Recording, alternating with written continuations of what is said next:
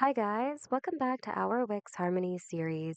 Previously, we've learned how to install apps onto our Wix Harmony site. Today, we are going to learn how to access those installed apps just in case you're new to Wix Harmony and you're having a bit of trouble locating your installed apps. So let's get started.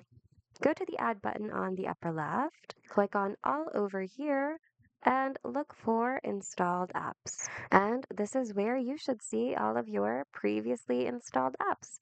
Alternatively, you can also go to this drop down button at the top, go to More Apps, and over here you should see all your previously installed apps as well.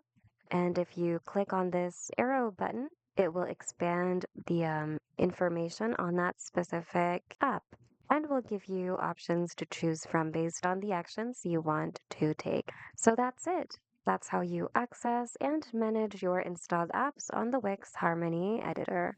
Hope you found today's video of help.